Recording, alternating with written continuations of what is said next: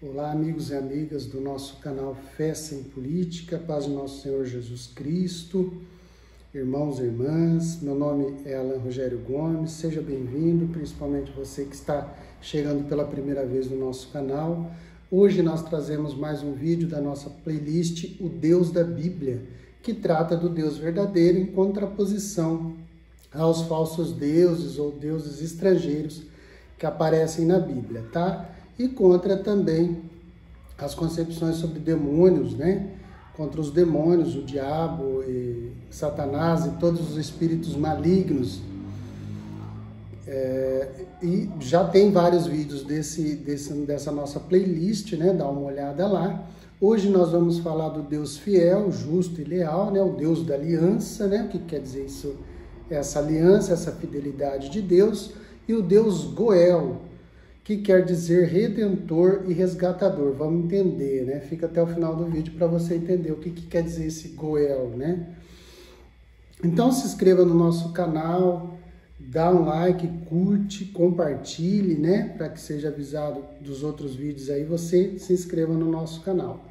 Então dá uma olhada aí, tem várias playlists, curso de patrística, o Deus da Bíblia, né? E outras playlists aí, tem bastante vídeo já no nosso canal. Acompanhe aí, tá bom? Para a gente crescer na graça e no conhecimento de nosso Senhor e Salvador Jesus Cristo. Vamos lá, o vídeo. Bom, a primeira característica hoje que nós vamos falar é que o Deus verdadeiro é um Deus justo e leal, né? É o Deus fiel, o Deus da aliança. Nós já dissemos que na concepção dos povos da época bíblica, né, os deuses das nações pouco ou nada se importavam com as pessoas, com o que elas faziam, com seus relacionamentos, né? Até mesmo o relacionamento entre os deuses mesmo com as pessoas era apenas um relacionamento externo, impessoal, ritual, né? Fazia-se um rito ali, um sacrifício para pedir as bênçãos ali do Deus, né? O Deus pagão, né? Já para o povo de Israel, o Deus verdadeiro se revelou, né? Ele mesmo se revelou como Deus que quer um relacionamento pessoal, íntimo, de compromisso com esse povo e com cada membro desse povo, né?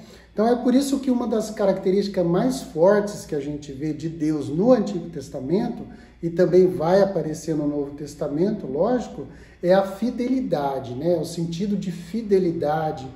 A palavra aliança é muito importante, né? Nos dois testamentos, que evoca um compromisso, né? Que evoca um compromisso, um contrato, um acordo, né? Um pacto entre duas pessoas, né? Como acontece, por exemplo, no casamento, ou como acontece no contrato entre pessoas, como acontece também numa aliança entre dois povos, né? Então, a aliança do casamento, que a gente pega aqui como gancho, como exemplo, foi usada de forma magistral lá no profeta Oséias, né? Como símbolo dessa aliança entre Deus e Israel. Então ele pega a aliança do casamento, a aliança matrimonial, o profeta Oséias, e usa como um símbolo dessa aliança de Deus com o povo de Israel, né? E toda atitude de idolatria, né, de culto a outros deuses que não fosse o Deus Javé, passou a ser chamada de adultério, era uma traição, e até mesmo uma prostituição foi chamado mais tarde, né? Cultuar outros deuses seria uma infidelidade a essa aliança que Deus tinha feito com o povo, né? Lá no Monte Sinai já tem as outras alianças anteriores, aliança com Abraão, Isaac, Jacó, com os patriarcas, com Noé no arco-íris, aliança com o povo no Monte Sinai, né? Aliança já lá na terra do Egito, quando o povo era escravo, Deus já fez uma aliança com eles. Então, Deus foi celebrando com o povo várias alianças, né? E a infidelidade a esse contrato, a esse pacto com Deus, era chamado de adultério, de traição. É como se a esposa traísse o marido, essa imagem, né, de Javé esposo e do povo esposa, noiva, de Javé, ela é muito forte no Antigo Testamento, esse sentido de fidelidade, de aliança, né? Bom, na nossa vida e mesmo na Bíblia inteira, né, desde os primeiros livros, a gente vê muitos exemplos mostrando que o povo de Deus foi infiel, né? Ele traiu o seu Deus.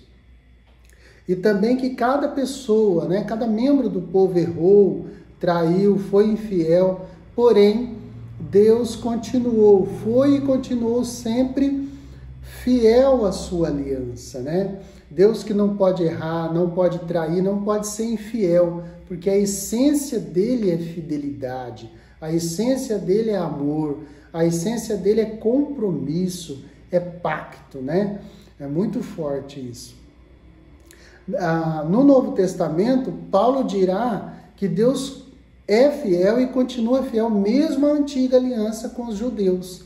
Olha só, mesmo aquela aliança que ele celebrou lá, ou as alianças que ele celebrou com o povo antigo, ele continua sendo fiel. Aonde a gente vê isso?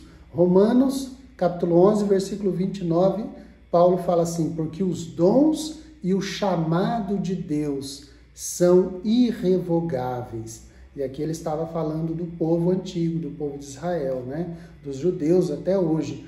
Os dons e o chamado de Deus, que Deus fez aquele povo, aos judeus até hoje, são irrevogáveis. Deus não revoga, Deus não anula, Deus não cancela, né? Não é como se fosse uma lei antiga. A lei, por exemplo, dos 10 mandamentos não foi cancelada, não foi revogada, ela continua firme. Depois a gente vai ver isso no nosso canal, com a graça de Deus. Ela continua válida, né? Essa aliança dos 10 mandamentos, né? Essa aliança do Sinai, em vários aspectos ela continua de pé, porque os dons e o chamado que Deus fez ao povo antigo continua de pé, é irrevogável, né? Nesse sentido, todo esse sentido que eu falei de aliança, de fidelidade, de compromisso de Deus e o povo, de Deus para com o povo e do povo para com Deus, Moisés, né? O grande Moisés nos exorta em Deuteronômio 7:9. Olha o que ele diz lá, abre aspas: reconhece, pois, que o Senhor teu Deus é verdadeiramente Deus, um Deus fiel. Olha lá, Deus fiel, que guarda a sua aliança e a sua misericórdia até a 1000ª geração, para com aqueles que o amam e observam os seus mandamentos. Então, Deus fiel, ele guarda aliança com aqueles que o amam e observam os seus mandamentos, quer dizer, com aqueles que guardam também aliança com ele, né? Após ter feito, né, essa experiência desse Deus clemente e misericordioso, né, Moisés foi no Monte Sinai e ele fez essa experiência com o Deus fiel, amoroso, misericordioso. E Deus mesmo se revelou a Moisés lá no Monte Sinai, né? Abre aspas: Senhor, Senhor, Deus compassivo e misericordioso, lento para a cólera, rico em bondade e em fidelidade, que conserva sua graça até 1000 gerações, que perdoa a iniquidade, a rebeldia e o pecado. Fecha aspas. Nós vemos esse texto lindíssimo lá em Êxodo 34, nos versículos de 6 a 7. Agora, no Novo Testamento, como eu falei, né, o Novo Testamento quer dizer a nova aliança, não mais a antiga feita com o sangue dos bodes e carneiros, mas a nova aliança feita no sangue do Cordeiro, né? O Cordeiro de Deus, como diz São João Batista, aquele que tira o pecado do mundo, que é nosso Senhor Jesus Cristo, que é o Filho de Deus encarnado, que assumiu a natureza humana, né? Ele se sacrifica, ele derrama o seu sangue, né? Não o sangue mais de carneiros e de bodes, do cordeiro lá, que foi passado sobre os umbrais da porta dos israelitas para serem poupados do anjo exterminador, mas agora o sangue do cordeiro que lava os nossos pecados, né? No sacramento do batismo e nos demais sacramentos, né? Que nos insere no corpo de Cristo, que é a igreja, né? Em 2 Timóteo, no capítulo 2, versículos de 11 a 13, aqui teria muitos textos, né? Mas vamos pegar esse, que fica muito claro esse sentido de fidelidade de Deus em Jesus Cristo, né? Aparece o que provavelmente se trata um dos hinos cristãos mais antigos, né? Esse texto de 2 Timóteo 2, de 11 a 13, é um hino cristão muito antigo, que fala do mistério da redenção, né? Baseado na fidelidade de Deus à humanidade. E aqui não mais só ao povo de Israel, mas com Cristo. Cristo abre essa salvação, que era restrita somente ao povo judeu, ele abre a todas as nações, né? Ide pelo mundo e pregar o evangelho a toda criatura. Quem crer e for batizado será salvo. Quem crer de todo o cosmos, né, de todo mundo, será salvo. Quem não crer será condenado. Então, essa fidelidade de Deus à própria humanidade. Vai dizer lá o hino de 2 Timóteo 2, né? Abre aspas. Se morrermos com ele, com Cristo, com ele viveremos. Se ficarmos firmes, se aguentarmos, com ele reinaremos. Se, porém, o renegarmos, ele nos renegará. Se formos infiéis, ele continua fiel e não pode desdizer-se. Então, mesmo se a gente for infiel no final, Deus continua fiel. Quando fala da fidelidade, quebra, né? Essa última frase aqui desse hino, quebra o paralelismo das anteriores, né? Se morrer, nós vamos viver. Se ficar firme, vamos reinar. Se renegarmos, ele nos renegará. Agora, se formos infiéis, ele não vai ser infiel. Ele permanece fiel, como dizia lá no Antigo Testamento, que eu citei, né? Ou seja, a lógica se parte diante do amor do Salvador, que fica fiel às suas promessas. Então, é outra lógica, né? A lógica do amor, da fidelidade divina, para além da nossa infidelidade e do nosso pecado, né?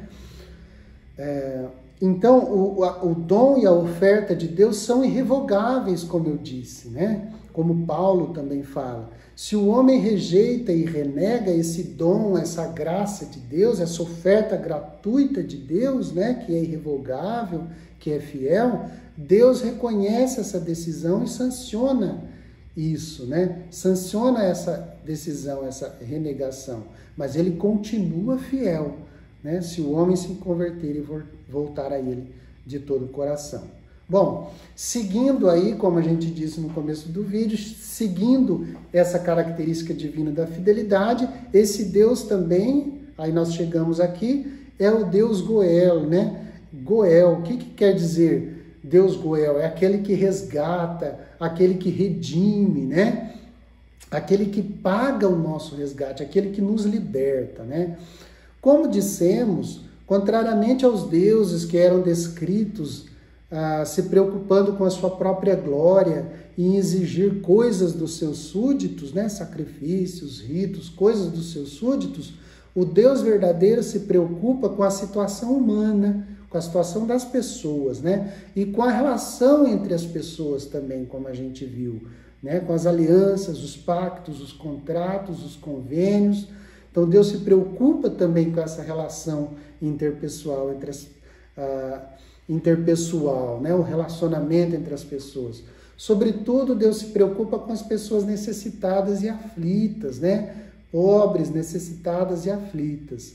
Por isso, ele é aquele que, por excelência, paga o preço, o resgate, para libertar o seu povo, porque ele se preocupa com o seu povo. Ele mesmo paga as dívidas do devedor, do escravo, e põe esse escravo em liberdade, né? Vamos ver em que sentido. O que era o Goel, né? Quem era chamado de Goel, né? Primeiramente, o Goel era o parente mais próximo, que devia pagar as dívidas de algum membro da família, né? Quando este não tinha recursos para pagar essas dívidas. Então, a pessoa se endividava e acabava por não ter mais recursos para pagar as dívidas dele. Chegava a um ponto que ele não conseguia mais pagar. Então, um parente mais próximo, um Goel, devia pagar essas dívidas e libertar o seu parente, né? Para pagar essas dívidas, a pessoa devedora tinha que servir os seus credores como escravos, né? Muitos ficavam vendidos como escravos, né? Às vezes vendidos juntos com toda a sua família. Um exemplo disso a gente vê na parábola do devedor implacável, de Mateus 18, 25, né? Quando o Senhor, lá daquela parábola que Jesus contou, aquele Senhor fala, ó, vende ele e vende toda a família dele para pagar a dívida, né? Lá em Mateus 18, 25. Bom, foi nesse sentido que Deus se fez o Goel, então, né? O parente mais próximo. Deus se fez o parente mais próximo, primeiramente dos escravos israelitas lá no Egito, e de modo mais admirável ainda, ao assumir a nossa humanidade em Jesus Cristo. Ele se fez nosso parente, vai dizer Paulo e a carta aos Hebreus, ele se fez nosso irmão, né? O irmão maior com I maiúsculo, né? Ele se fez nosso próximo, nosso parente, nosso irmão, para nos resgatar das dívidas. Mas quais dívidas, né? Não mais financeira, dívidas dívidas materiais, temporais, mas uma dívida eterna, uma dívida dos nossos pecados que atraíram sobre nós, né? Essa escravidão, né? Essa condenação. Nós poderíamos ser presos e condenados por causa do nosso pecado, dessa nossa dívida eterna, né? Mas o Cristo veio e na cruz, vai dizer Paulo, né? Ele pagou o preço do nosso resgate, né? Ele nos resgatou, ele nos libertou desse poder, né? Desse tirano que nos escravizava, né? E nos introduziu no seu reino de liberdade, de justiça e de amor, né? Então, em Isaías 43, versículo 1, lá no Antigo Testamento, Deus já falava, ó, abre aspas, nada temas, pois eu te resgato. Então, ele é o resgatador. Eu te chamo pelo nome, és meu. Então, nós somos de Deus. Deus nos chama pelo nome, Deus nos resgata, Deus nos tira, basta querermos, basta pedirmos que Deus nos tira, Deus nos liberta, Deus nos resgata dessa dívida maior, sobretudo, acima de tudo, da dívida do nosso pecado, que contrai uma condenação eterna, uma escravidão eterna, já nessa vida e depois na outra, né? E nós, o que nós podemos fazer diante desse Deus misericordioso, desse Deus fiel, desse Deus maravilhoso, desse Deus Goel que nos resgata e nos liberta? Nós só podemos responder como justo Jó. Lá no livro de Jó, no capítulo 19, dos versículos 25 a 27, Jó faz essa oração, é quase que como uma invocação, uma oração maravilhosa, né? Ele fala assim, é uma profissão de fé de Jó, né? É uma confissão de fé nesse Deus Goel, nesse Deus fiel. Ele fala assim, ó, abre aspas, eu sei que o meu Goel, o meu Redentor, o meu resgatador está vivo e que por último se levantará sobre o pó. E depois que tiverem destruído esta minha pele, na minha carne verei a Deus. Eu mesmo o verei, meus olhos o contemplarão. Jó 19, de 25 a 27, que é uma belíssima profecia sobre a ressurreição do nosso Redentor, do nosso resgatador, do nosso Salvador, do Salvador de todo homem e dos homens de todo o homem, do homem integral e de todos os homens, da universalidade, da humanidade, que é nosso Senhor e Salvador Jesus Cristo. Amém? Que o Senhor e nosso Deus nos abençoe com a sua graça, com a sua misericórdia, nos liberte, nos resgate do poder das trevas e nos introduza no reino do seu Filho bem-amado, no qual nós temos a redenção, a libertação, o resgate, a remissão dos nossos pecados. Que o Deus fiel, o Deus Goel, nos abençoe. Em nome do Pai, do Filho e do Espírito Santo. Amém.